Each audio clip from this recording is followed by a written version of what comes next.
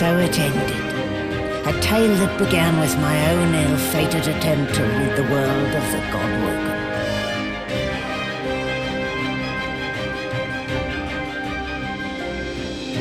Dallas the Hammer, the secret eternal, purged the Godwoken and used the source to close the veil to the void. The world was saved. Statues in memory of the Godwoken who sacrificed their source were erected all across Rivellon. They would never be forgotten. The half-demon Malady took pity on the soulless Godwoken silent monks and brought them to the Hall of Echoes. There, from the scraps of their souls that remained, she restored them to life. Sorcerers no more, they lived out the rest of their lives, freed of the burden of being the Godwoken, freed from the weight of the world. As for me, I was already free, and so were the others. The Godwoken sacrifice severed the bond between the Sworn and the God King. To atone for my sins, I spent the rest of my days taking care of the sick and elderly, telling the story of the Godwoken, that the world may never forget the greatest heroes Rivellon had ever known. Malady stands tall and proud, sunlight sparkling off her mask. From here she looks almost angelic. Ah, there you are. More than a silent monstrosity, less than a god. In the end, I'm not totally convinced it was worth my while to restore your consciousness, seeing what you've done with it so far. Where did I go wrong?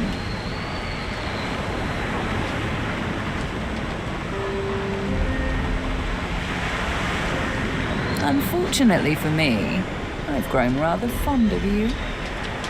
Still, I'd expected quite a bit more from you. I was interested in being owed a favor by a shiny new god, not some emperor of the realm. Never mind. I'll find another way. I always do. She fingers the mask covering her face. For a moment, it seems as though she's about to remove it. But instead, she places a hand on your shoulder. We've come a long way together.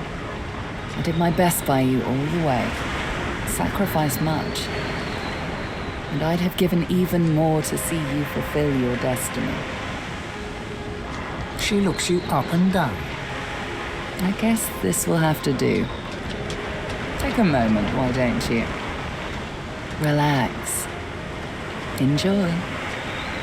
I certainly plan to do the same. Oh, I don't know, around and about. Treat myself to some mead, a lover or 300. I'd say we've earned it. Perhaps our paths will cross again. Perhaps not. Until we find out.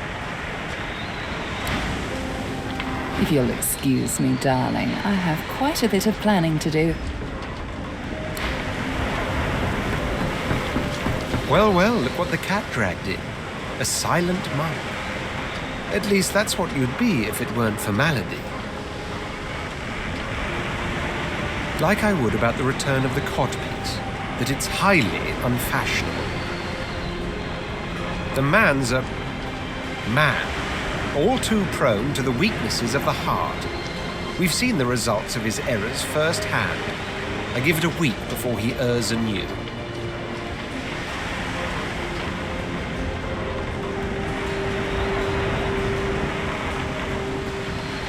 He laughs boisterously. Of course, I could give it the distinction of class. She's Malady, the one and only. She is greater, I dare say, than we dare dream. Yes, well, that's to say, that's love, not... All right, you made your point. Besides, Lucian. Perhaps even a god deserves a second chance, even if he is a god without powers. As for myself, I'm counting on a second chance as well. Why, I mean my empire, of course. I intend to go home as soon as I can. After all, I've dragons to raise. I need to teach them to be good boys and girls before they set the entire world on fire. There may be an accident or two along the way. Can't be helped, I'm afraid. I do so long to see my palace again. The Forbidden City. The scents of spices and incense. The sound of sitars in far-off rooms. To sit all day in perfumed shade and watch the white of the marble change with the journey of the sun. But above all, I long to be with Sadha. Long to finally have the time to love. But before you go, remember how when we first met, I took you by the jaw to inspect your teeth? Not something one forgets in a hurry. Now, if you recall, as per your own testimony, you can cook, tailor, and groom, the three quite indispensable talents. At the time, of course, I couldn't have foreseen the adventure ahead, but now that it's quite over, I'd like to renew the opportunity for you to become my slave. What say you? Taken quite by surprise, he staggers back, blood dripping down his nostrils. I take that as a no, then. Fair enough. But next time, please, use your words. You had your chance. Now all your life you'll wonder, what if? You had your chance.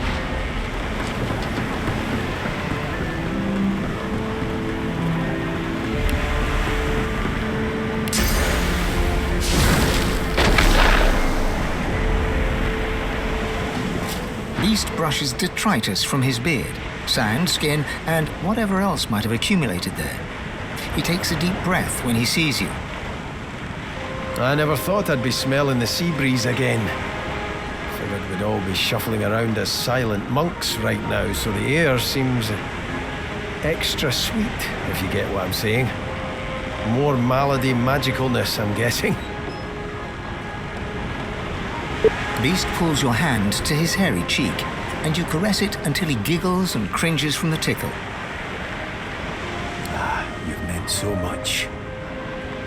Too much. I may not be divine, but I still resolve to serve the kingdom, serve my people. And I can't belong to you while I belong to them. There still might be a day for promises between us. It's just not today. Beast's lips twitch and his eyes glimmer. So it's a story you want? Well, then it's a story you'll get. The beast of the sea rose triumphant, guiding his fellow God-woken from an island prison to a final hurrah.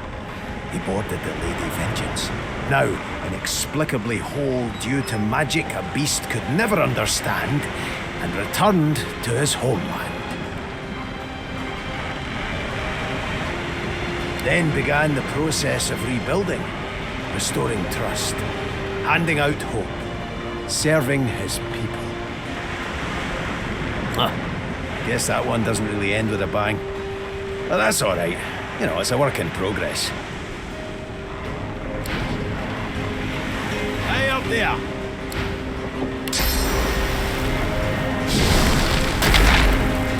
No more swords, no more powers. Don't worry, darling. I know you have plenty of other qualities. Reform my ways? How adorable. No, I'm afraid I cannot escape who I am and what I've done. Her eyes flick down to your mouth. She smiles coyly, then slinks forward to kiss you. Her mouth meets yours and devours you with predatory abandon. Somewhere in the recesses of your mind, you think you hear her voice sigh, mine.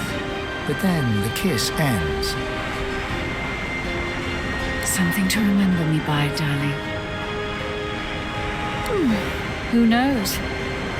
A nice cottage someplace quiet for Mahali and I. A roaring fire and a feather bed. Maybe.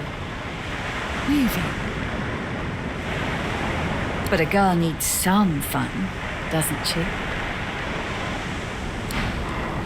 I hope you won't be a stranger, my dear. I do like to keep in touch with my acquaintances.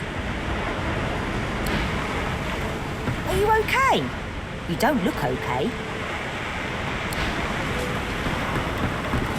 Are you okay? Losa looks at you intently, as though searching for defects. She smiles and inclines her head. Losa sings to herself, a small smile about her lips. A slight grin crosses the spirit's face. Whether her smile is sincere or not, you can't be sure. Sevile's spirit tips her head in your direction and gazes out onto the sparkling sea.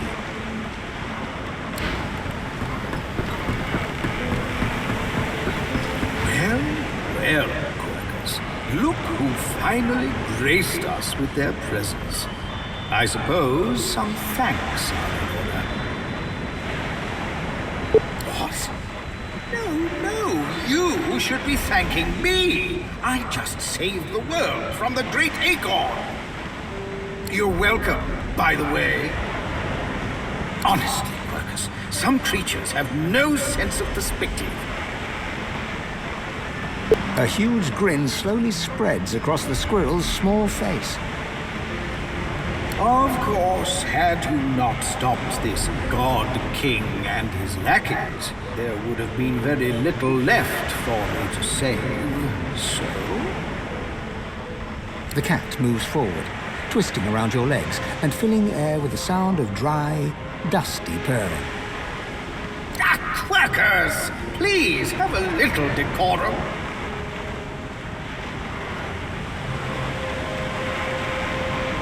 This battle is won, my friend, but we still have a war to fight. We've undone the Great Acorn, but the Knights of Dre are still out there. They summoned the Great Acorn once. They will be able to summon it again. We have to destroy their order, once and for all. That is the future Quackers and I have ahead of us. We no longer need a shield. But we are very happy to have a friend. The honor is all mine. I pray we will not need to call on you, but I am grateful for the offer. I never thought I would be proud to have befriended a giant, but there is no one Ow! Quackers! There is no one that we would rather have walked this world with. I do not know what comes next for you, but you will always have a friend in the forest. Come, Quackers, we must... Oh, I think you have something in your eye, my friend. The cat curls up and snuggles into his squirrel friend, who quietly sits and sniffs on the deck. The squirrel smiles, nods, and pats you on the leg.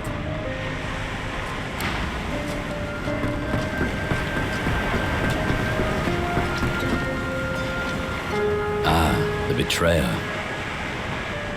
Ifan folds his arms and steps back from you, as if your presence is toxic. I suppose this is proof I've got really bad taste in friends.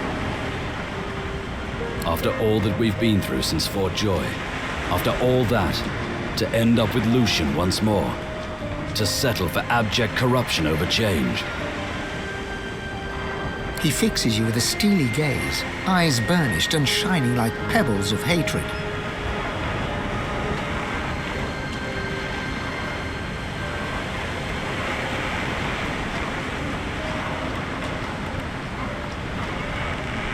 Don't you believe in anything?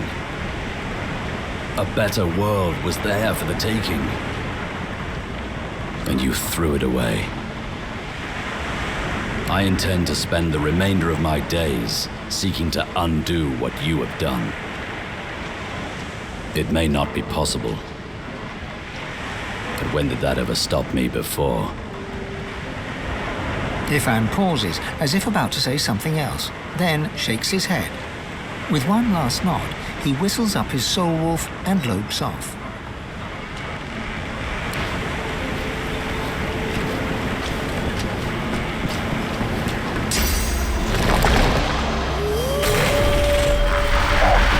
Ifan scowls at you, but says nothing further.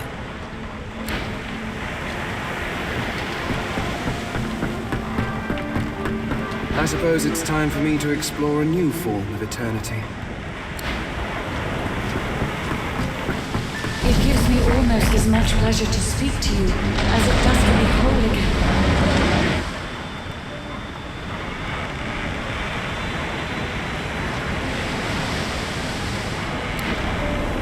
I delight at your return. Consider me to be a gift from Naledi. My wood was splintered, but my spirit intact. It was a great feat, but given her skill, not a surprising one. I feel better than new. I cannot say whether the future brings peace or pain, but I will always be an ally to those that carry swords, to those whose blood is of the heroes of old. And so, as always, I am at the ready. You look out to the endless beyond. The sun's light plays upon the waves, just as it always did. The sails flutter in the wind, just as they always will. And yet, something is different. You are different. And with a start, you realize where you must go next. You speak the command to the Lady Vengeance, and another chapter begins. At last, the world was at peace. The ancient Lizard Empire opened its gates. The houses disbanded, and the Empire adopted a pluralist quasi-democracy.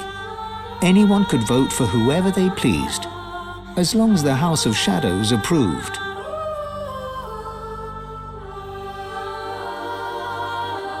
Justinia returns to her throne. Under her rule, the Dwarven kingdom prospered, until 2 years later, a jealous lover stabbed her in the heart with a mutton fork.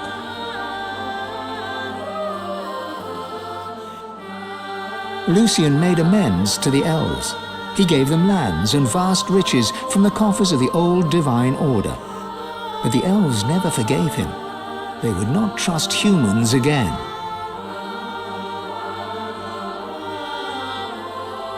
And in a dark forest on the far side of a desert, well beyond the high seas, the Black Ring came together once more.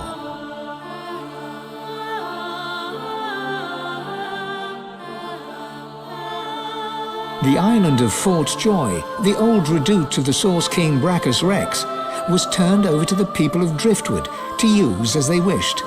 They turned it into a holiday resort. Reaper's Coast prospered.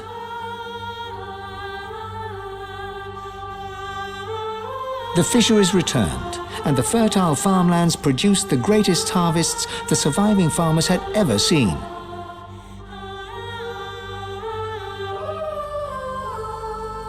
Blood Moon Island became particularly fecund, its soil producing the greatest crops.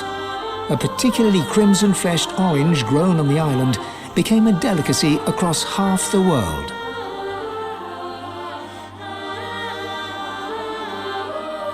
The black pits took fire. The oil there burns still.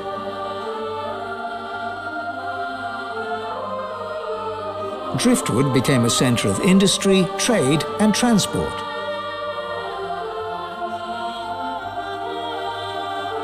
Lohar became mayor, and Brayton Barnes grew rich until, after a public argument over import duties, Barnes died in an accident, buried under several tons of fish, and also stabbed in the back with a gutting knife.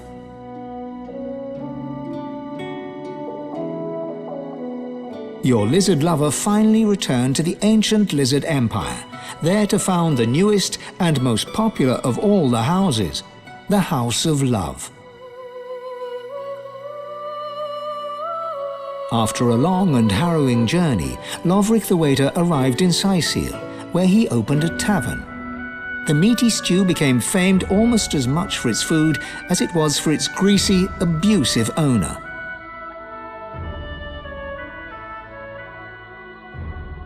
Lagan left his over-demanding wife and began a relationship with a local bard. In the spirit of loving generosity, he returned the ring to his now ex-wife. In a fit of rage, she threw it into the sea.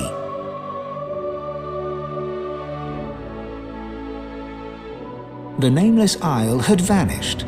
Although only open water remained, by instinct ships would steer clear. None of the captains could articulate why. Young Han went into the theatre and became one of the realm's most popular actors. Almira and Mihaili settled down on the farm. The locals liked and respected Almira. She never wanted for help, and deals always fell to her favor. She presumed she had them in thrall. The truth was, they just liked her.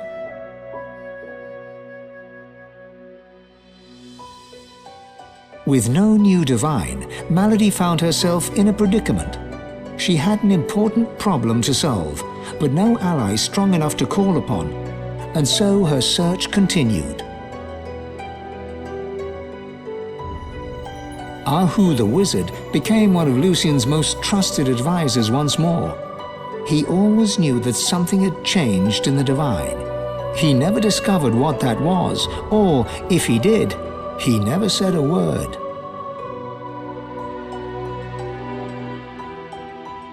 Jahan the demon hunter found himself at a loose end, so he opened a museum of demonic artifacts. He made a fortune. With Lucien in power, Sahela took the elves away from the world. They grew strong once more amidst the trees of the regrown home forest. Some say her plans for revenge will bring about the end of days. Some say only Tova, her mother, holds her back.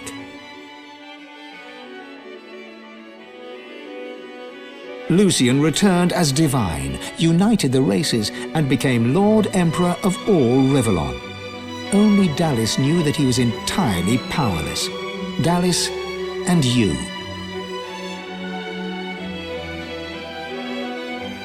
The Eternal, now known as Dallis, was a secret advisor to Lucien and to his successors. For eons she would walk in the world, and would outlive the peoples and all, and wander alone amongst the dying stars.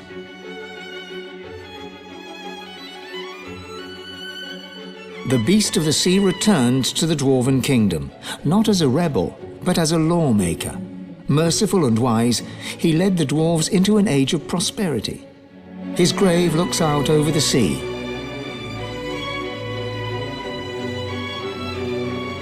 With a small band of elves, Ifan Ben Nezd replanted the lost elven forests. After the first fresh shoots broke the earth, he disappeared and was never seen again. Some say Afrit, his soul wolf, walks the forests still. The Red Prince came home a hero. With Sada, he had more dragons. Soon, Prince became Emperor, one who would not use his dragons for conquest. His realm knew peace, and the world did not burn. And then there was you.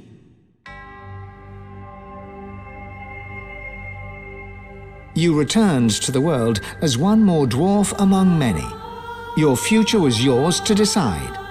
Did you accept your new status with humility, or did you rebel?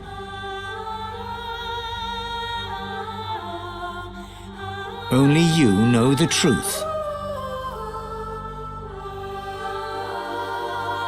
Only you know if you atone for your sins.